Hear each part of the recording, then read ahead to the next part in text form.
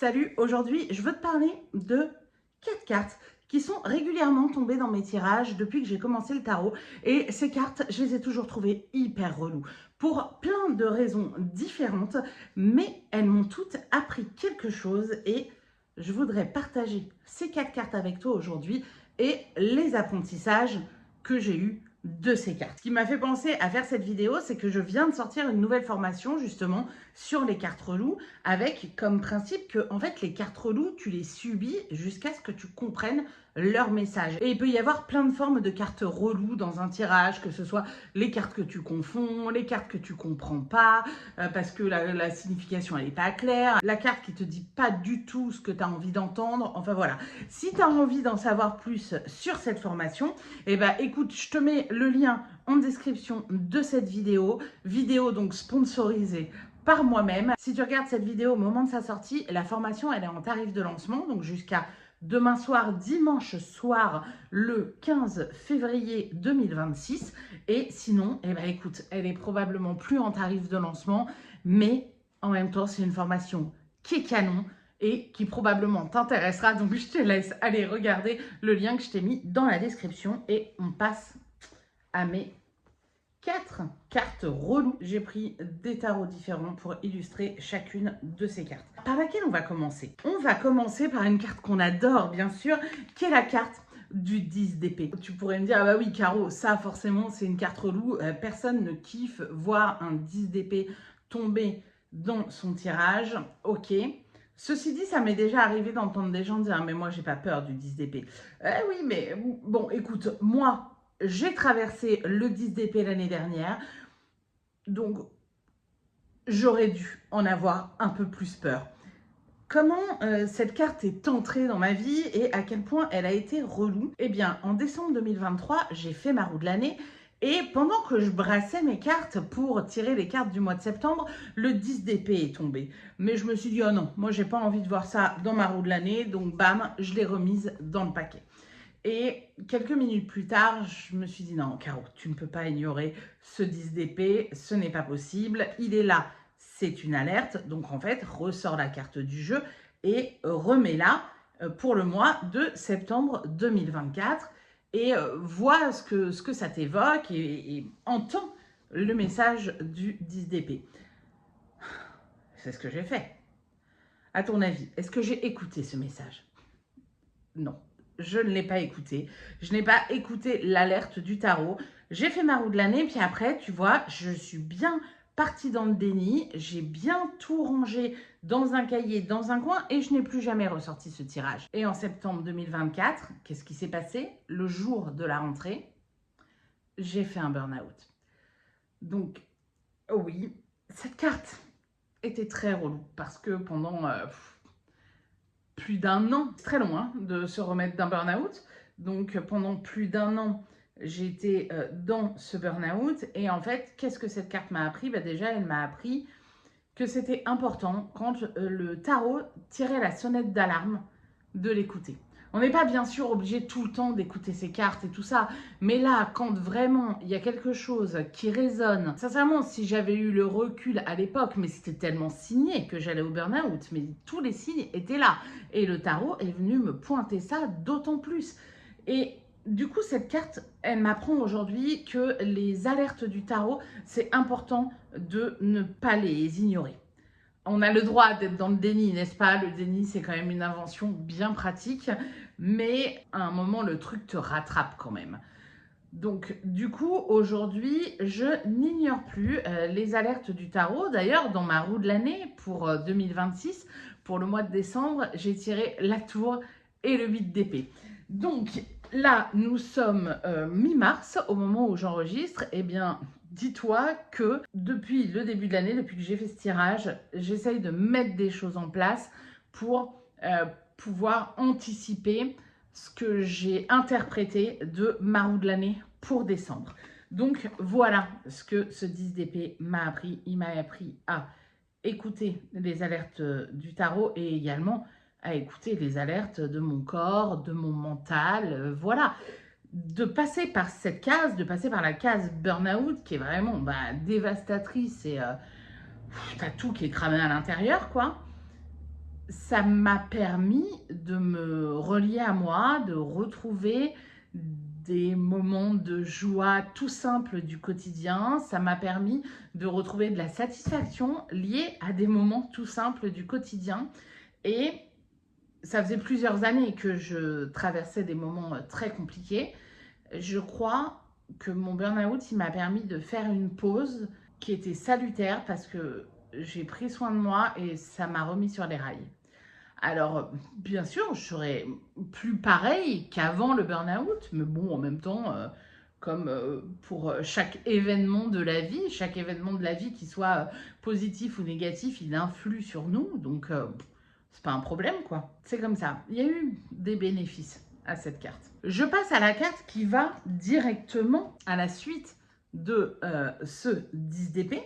Donc, en fait, j'ai tiré, comme je te disais, le 10 d'épée pour le début de mon burn-out en septembre 2024. Et en août 2024, j'ai fait un tirage qui était un super tirage, un tirage entrepreneurial avec Marjorie du compte Instagram L'Heure Mystique. Et Marjorie m'avait tiré avec un autre jeu, hein, pas avec celui-là. Ah mais d'ailleurs, j'ai pas dit. Ça, c'est le This Might Hurt Tarot.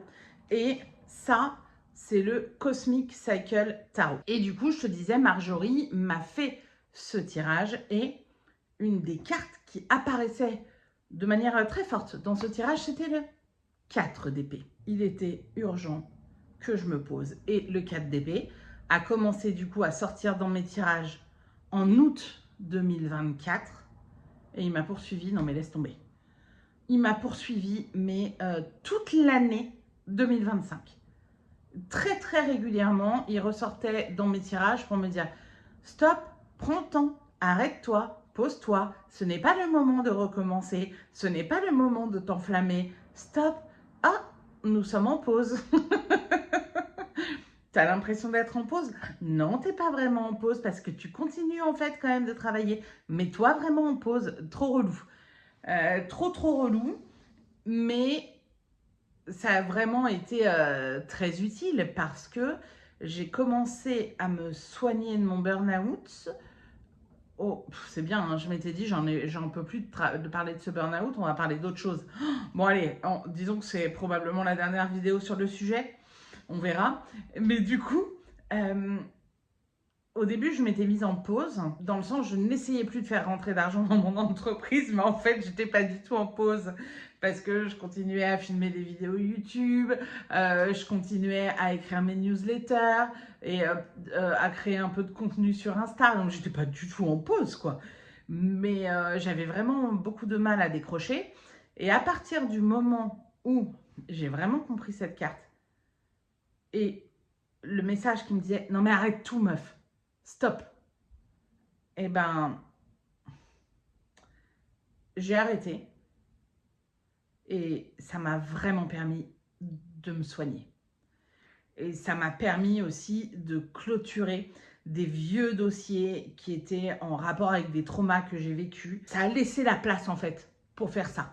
J'ai même pas essayé de le faire en fait. Je me suis pas dit ouais je me mets en pause et je vais régler mes vieux dos. Non, je me suis mise en pause. Et d'un coup, ça a libéré de la place dans mon cerveau, dans mes émotions, dans ma vie, d'accepter d'être dans cette espèce de dénuement, quoi. De dire, bah là, je sais pas ce qui va se passer. De lâcher le contrôle, en fait. Et ça, ben, ça a fait que ces choses-là se sont réglées. Alors attention, hein. Il y avait quand même des années de psychothérapie derrière et de travail sur moi derrière. Hein. C'est pas genre, je me suis arrêtée 5 minutes, tout s'est réglé. Mais tu vois ce que je veux dire. Et en fait, bon, cette carte dans ce jeu, je l'aime beaucoup parce que j'ai vraiment l'impression que c'est moi avec mon chat, quoi. C'est trop mignon. Voilà ma deuxième carte relou.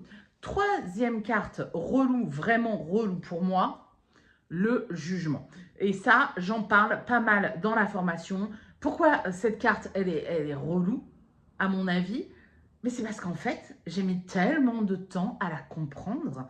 Moi, j'ai aucune éducation religieuse, donc quand je tombe sur cette carte-là, ben, ça m'évoque rien. Oui, ok, je vois un peu le truc de la scène que ça représente, mais en fait, j'ai du mal à comprendre, tu vois, le sens vraiment de la carte, ce qu'elle veut me dire, cette carte. Ça évoque rien. Quand je voyais ça, je voyais pas à quoi je pouvais me raccrocher pour faire une interprétation qui tenait debout et tout. Qu'est-ce que j'ai fait? Eh ben, j'ai appliqué une méthode pour aller regarder qu'est-ce que la carte évoque pour moi. Parce que j'avais beau lire des livres, j'imprimais pas du tout ce que les bouquins me disaient. Je pouvais les comprendre intellectuellement, mais en fait, je trouve que ce qui est intéressant dans les cartes, c'est quand on commence à les appréhender, à les comprendre aussi à un autre degré que juste le mental. Je sais pas si ça veut dire quelque chose, mais j'espère que tu me comprends. Moi, je me suis comprise, donc c'est déjà pas mal. Et en fait, hormis les bouquins, ça me parlait pas. Donc du coup, je suis allée vraiment observer la carte. J'ai fait un travail avec la carte pour aller chercher ce qu'elle m'évoquait, quelles émotions elle provoquait en moi. Est-ce que ça allait me rappeler un souvenir et tout ça. Et voilà, et ça m'a permis de beaucoup mieux appréhender cette carte. Et ensuite, cette méthode m'a permis aussi de beaucoup mieux appréhender d'autres cartes. Et cette méthodologie, ce protocole, je te le transmets dans ma formation sur les cartes reloues et je te donne justement le jugement en exemple. Donc, si toi aussi tu galères avec des cartes où la signification elle est pas claire parce que ça te parle pas ou voilà, je pense que cette méthodologie et ma formation vont vraiment t'aider à avancer sur ta compréhension des cartes. Et une fois que tu auras avancé sur ta compréhension des cartes, eh ben, tes tirages, ils seront plus profonds, ils seront plus impactants et tu pourras vraiment avoir les messages des cartes. Ce que j'appelle les cartes reloues, c'est les cartes que tu n'as pas envie de voir dans un tirage. Quelles que soient les raisons pour lesquelles tu n'as pas envie de les voir. Mais ces cartes-là, souvent, elles ont les messages les plus précieux et les plus importants pour toi. Bref, lien dans la description. Et enfin, la quatrième carte reloue dont je voulais te parler, qui est ce tarot, c'est le Kraftfeld Tarot, qui est une carte, mais qui m'a déclenché émotionnellement pendant des années. C'est-à-dire, en fait, je la retournais. J'étais genre trop saoulée, quoi.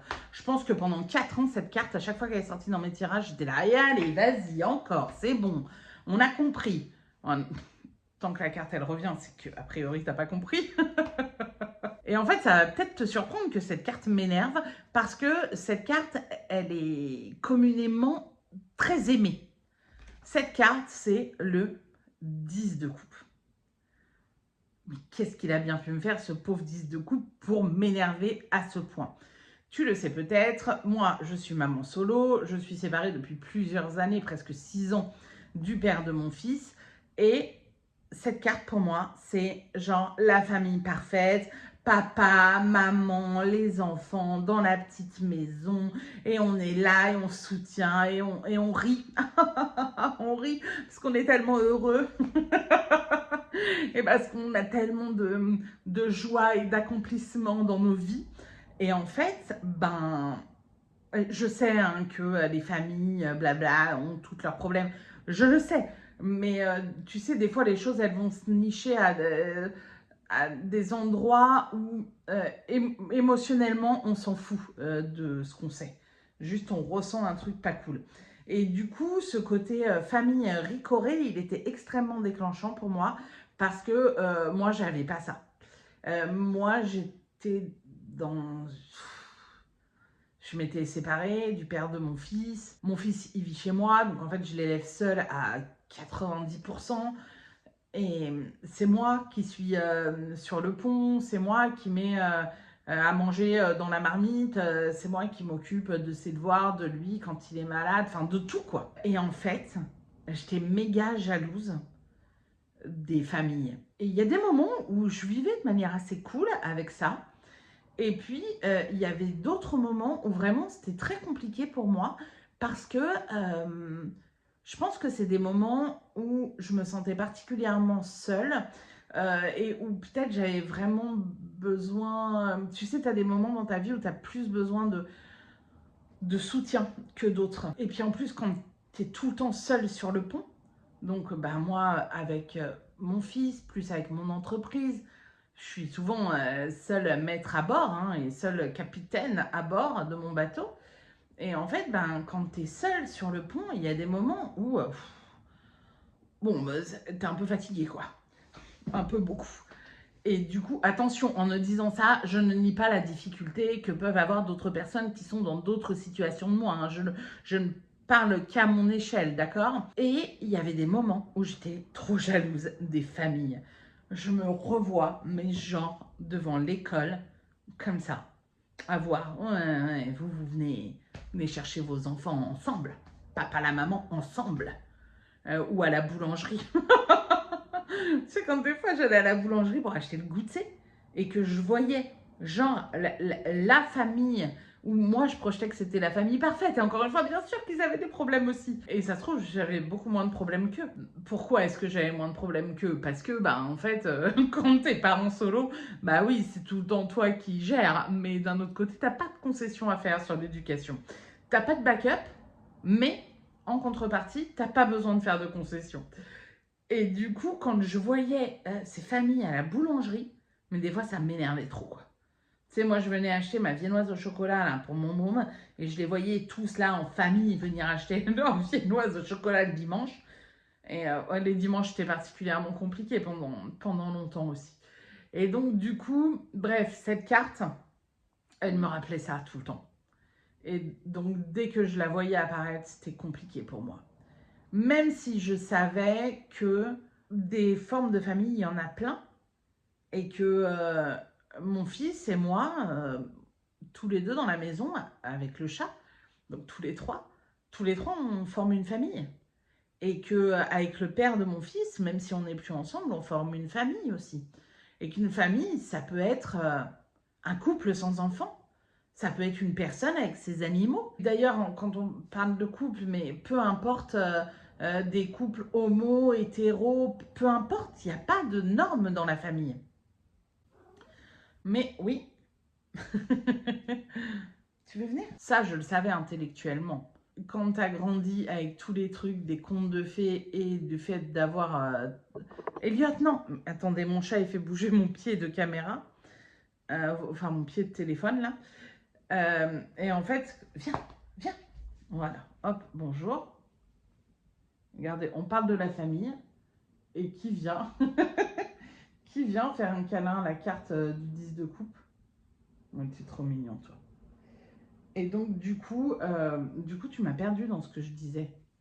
Et en fait, c'est pas parce qu'on le sait intellectuellement ou qu'on le sait émotionnellement, comme ce que je te disais tout à l'heure, que ben, en fait, c'est forcément facile à appréhender et à accepter.